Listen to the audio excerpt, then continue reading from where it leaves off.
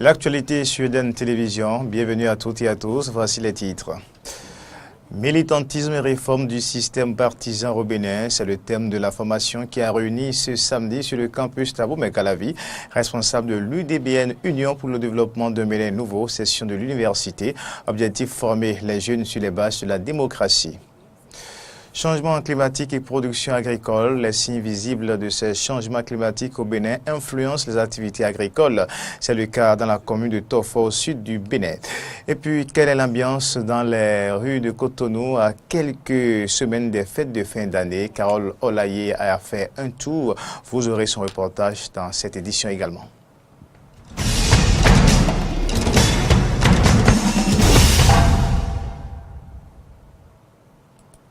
Encore une fois, bienvenue à toutes et à tous. C'est Eden Info. Ils sont plus d'une centaine de responsables de parti Union pour le développement de Bénin nouveau, UDBN, session de l'université d'Thabo-Mekalavi, à suivre une formation sur le militantisme et la réforme du système partisan initié par le bureau de section. L'objectif est de former les jeunes responsables du parti à l'échelle universitaire en leur inculquant les bases de la démocratie. C'est l'amphithéâtre Etisalat du campus d'Thabo-Mekalavi qui a servi de cadre à la dite formation. Ce samedi 16 décembre 2017, reportage Antoinette Sabou.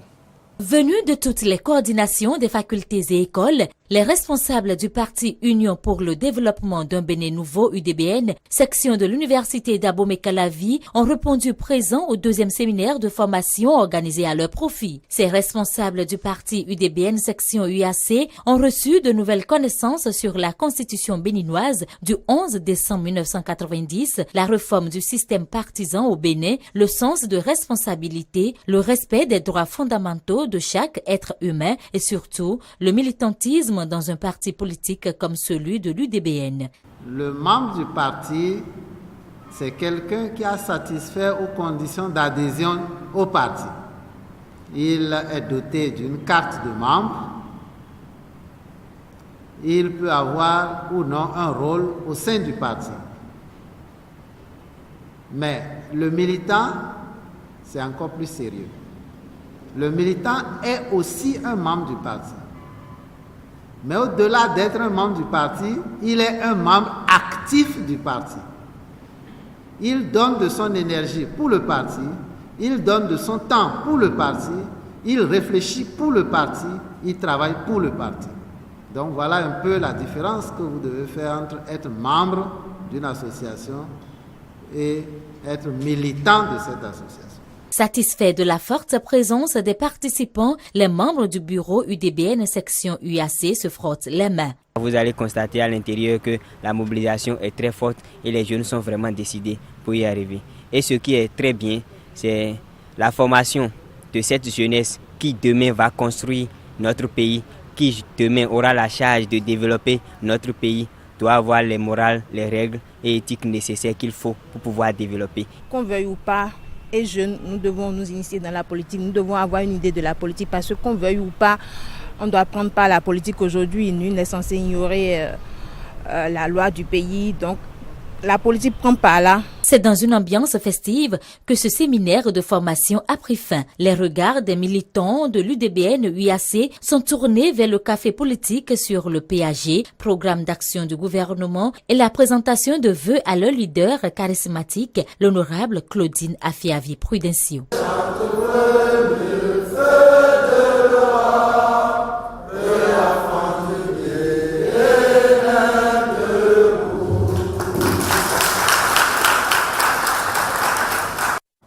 Au thème de la formation, quelques participants et membres du bureau nous ont livré leur impression, toujours au micro Eden Télévision de Antoinette Sabou. Le parti UDBN, c'est un parti qui prône beaucoup pour la jeunesse.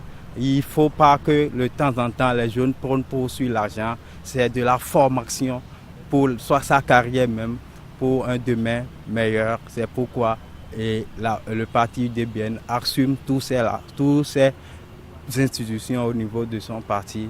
C'est cela qui nous a émerveillé beaucoup. Les impressions sont bonnes parce que face à la jeunesse aujourd'hui, on a eu deux formations.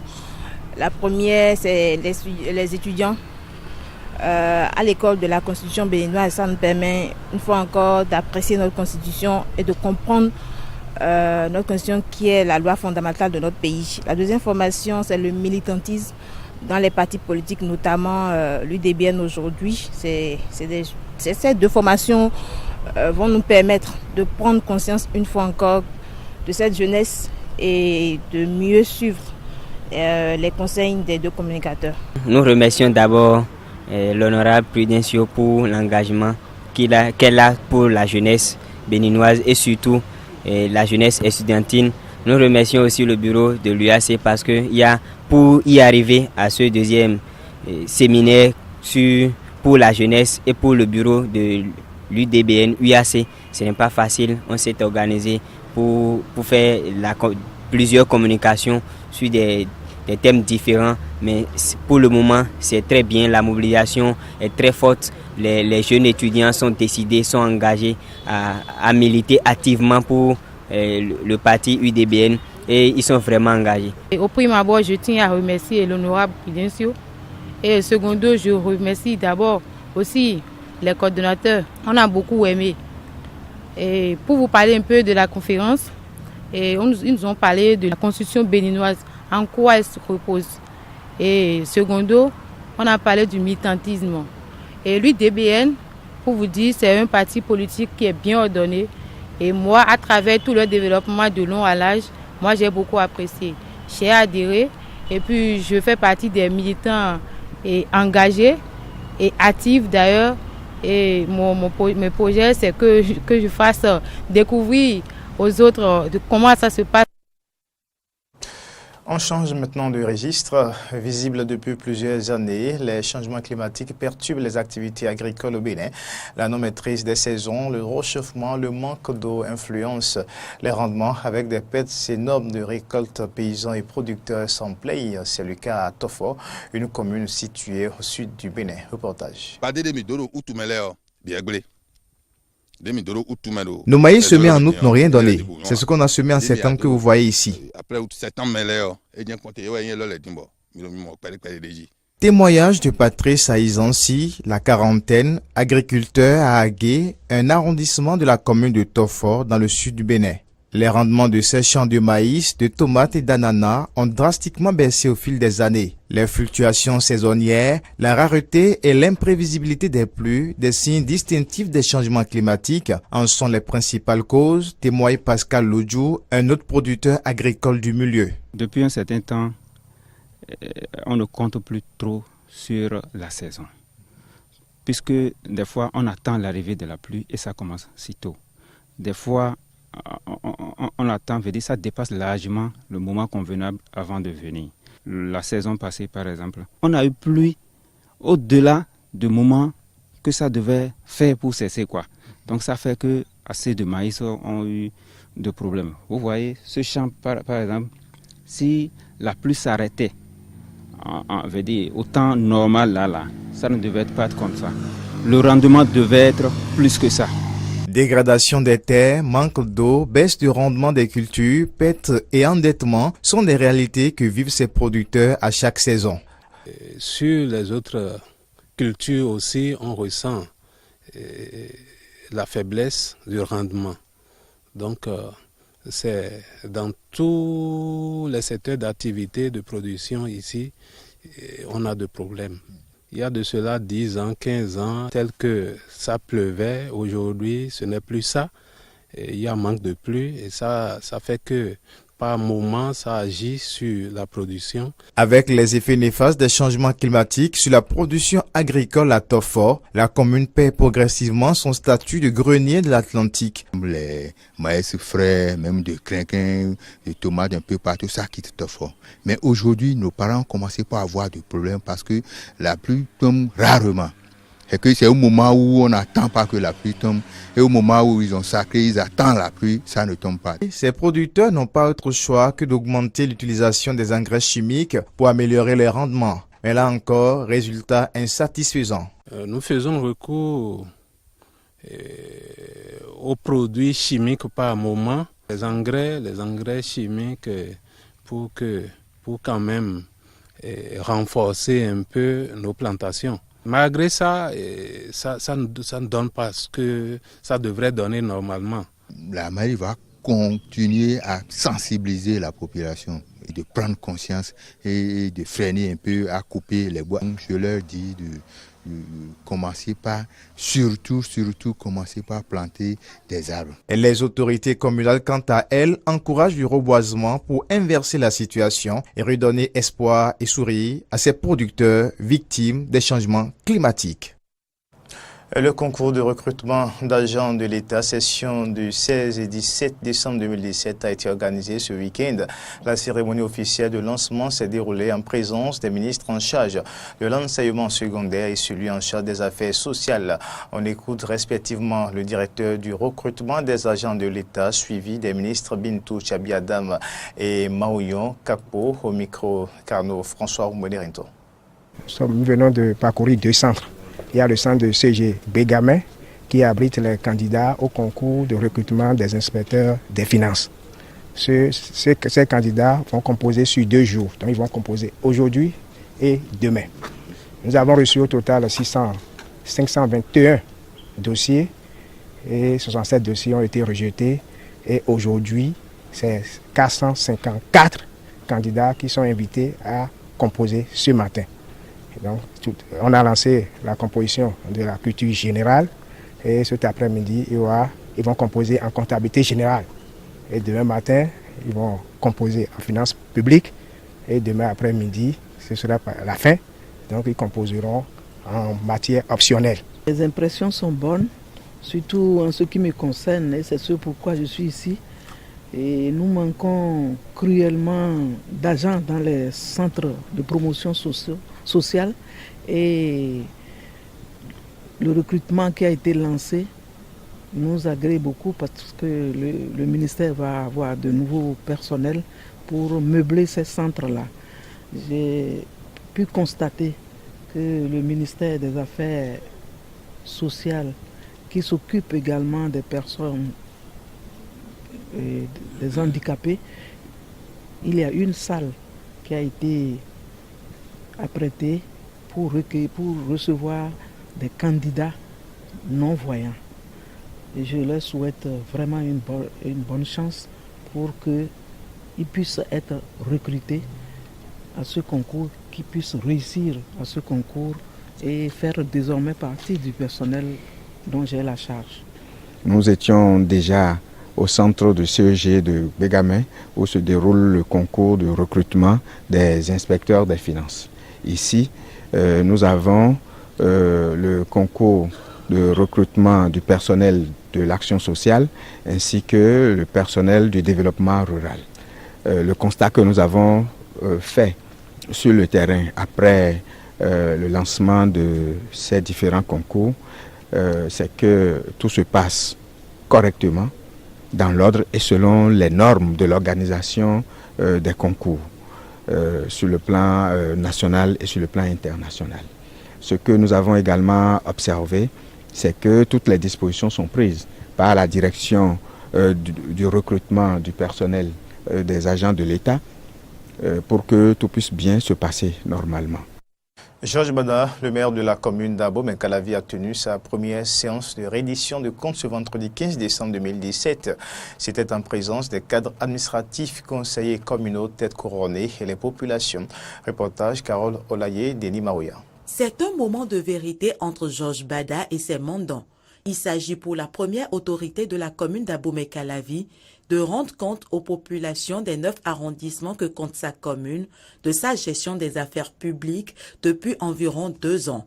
Un exercice qui s'inscrit dans la dynamique de l'engagement citoyen, de la bonne gouvernance et qui promeut la transparence dans la gestion des affaires. Plusieurs actions ont donc été réalisées dans tous les arrondissements, contribuant notamment à améliorer la sécurité des personnes et des biens, le système éducatif, sanitaire, la couverture et la gestion des ressources en eau potable et en ouvrages d'assainissement et le cadre de vie des populations de la commune. Dans le domaine de l'éducation, 123 salles de classe ont été construites du 3 septembre 2015 au 30 novembre 2017 et sont répartis dans les 9 arrondissements de la commune pour un montant total de 1 608 francs. Dans le domaine de la santé et de l'assistance sociale, une maternité moderne et un pavillon de type RDC sont réalisés pour un montant total de 65 305 330 francs. Dans le domaine de la sécurité, un siège de brigade de gendarmerie a été construit. Dans le domaine de l'assainissement, de l'eau et de l'environnement, il faut noter la réalisation de 18 forages équipés de pompes à motricité humaine dans 6 villages pour un coût de 120 millions de francs CFA. Le conseil communal, dès son installation, a procédé à la réfection de tous les bureaux d'arrondissement. Les populations présentes à cette séance de réédition de comptes ont également eu droit à un bilan financier. Le budget primitif exercice 2015, adopté par le conseil communal à deuxième mandature, équilibré en recettes et dépenses, s'élève à la somme de 4 915 22 249 francs CFA. En cours d'exercice budgétaire, la commune d'Abomey-Calavi a reçu de l'État central des subventions qui ont permis au conseil communal de recourir à un collectif budgétaire qui s'équilibre en recettes et en dépenses à la somme de 5 598 777 794 francs CFA. Pour une meilleure appréhension de la gestion des affaires de la commune, les chefs d'arrondissement ont donné des détails sur chaque réalisation faite par le maire dans leurs localités respectives. Occasion pour ces derniers de formuler de nouvelles doléances en vue d'un réel développement de leur arrondissement. Un peu que quelques jours avant les fêtes de fin d'année et les grands changements enregistrés à cette période, les années précédentes s'opèrent à compte-gouttes. C'est un constat fait à l'intérieur de la ville vitrine du Bénin. Reportage Carole Olaye. Cotonou, 13 décembre 2017, nous sommes à moins de 2 semaines des fêtes de fin d'année. Mais rien ici, ou presque, n'annonce l'imminence des fêtes. Carrefour Jéricho, Saint-Michel, Dantopa, Carrefour Vectocor, Ménantin, pas grand signe annonciateur de cette période festive, sinon ces quelques étalages de jouets et d'articles de décoration, des produits qui n'attirent que peu de monde. Pas d'affluence non plus dans les marchés, dont Dantopa qui grouille en cette période de monde. Pas d'affiche de vœux non plus pour plonger les Béninois dans les fêtes de fin d'année. On ne sent même pas quand nous sommes en décembre. Je crois que c'est dû à la morosité économique. Bon, on prie nos dirigeants d'essayer d'ouvrir un peu les pompes, quoi. Parce que vraiment, ça ne va pas dans le pays. Et on sent l'arrivée de la fête avec les liquidations qui se font. C'est finalement vers 14h de l'après-midi de ce mercredi que nous assisterons à l'installation par la mairie de Cotonou de ces guirlandes lumineuses dans un environnement encore insalubre que la municipalité promet d'assainir au plus tôt. Des dispositions sont en cours. D'ailleurs, ça a déjà démarré sur certaines places. Si vous allez aujourd'hui sur la place du Souvenir, le dispositif est déjà là pour illuminer cette place. C'est vrai, nous n'avons pas encore branché l'illumination qui a été faite. L'étoile rouge, ça a démarré. Et très bientôt, les autres carrefours de la ville de Cotonou, notamment le carrefour Legba, le carrefour Picatois et beaucoup d'autres carrefours, le carrefour du Stade de l'Amitié, tous ces carrefours seront illuminés. Et ce que vous avez constaté l'année passée, que vous avez d'ailleurs apprécié, les autorités de la ville de Cotonou sont en train de prendre les dispositions pour que les Cotonois et les Cotonoises fêtent dans une ville illuminée à la hauteur de nos moyens. Si l'atmosphère qui règne actuellement à Cotonou n'est pas tout à fait des jours ordinaires, ça y ressemble. Mieux penser le développement de leur localité, se regrouper pour des actions concrètes, c'est ce qui a motivé la mise sur pied de l'APADI, entendez Association des personnes actives pour le développement de Yopo. Ce samedi, le bureau de l'association dirigé par Hervé Onsa a pris l'engagement de trouver des solutions aux problèmes qui freinent le développement de cette localité située dans Zé. Voici le reportage de Laurent Roland-Tony Kess. L'arrondissement de Yokpo dans la commune de Zé dispose désormais d'une association de développement dénommée APADI, Association des personnes actives pour le développement de Yokpo. Cette association est portée sur les fonds baptismaux ce samedi 16 décembre à l'école primaire publique de Wawata Zunto. Robert Ronsou, secrétaire général de la préfecture de l'Atlantique natif de Zé, envoie les membres de cette association en mission vu la conformité des actions avec les ambitions contenues dans le programme d'action du gouvernement. Il profite également pour les solliciter pour la sensibilisation autour du Ravipa. C'est par rapport à ça que ça me réjouit. Ça me réjouit parce que c'est un acte de développement qui vient d'être posé. Je crois que nous allons le soutenir. C'est une association de développement. S'ils peuvent intensifier la sensibilisation de nos chères populations, ça serait une très bonne chose.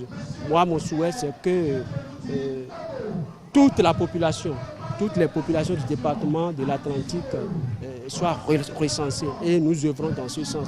Donc, je voudrais solliciter leur appui pour que ça soit une réussite parfaite. Marcel Bonou, président d'honneur de l'APADI, tout en comptant sur les relations et tous les fils et filles de Yokpo, invite les autorités politico-administratives à se joindre à eux pour le développement de leur localité. Je vais demander à nos autorités politico-administratives parce que, en toute chose, il y a les politiques, il y a les administratifs.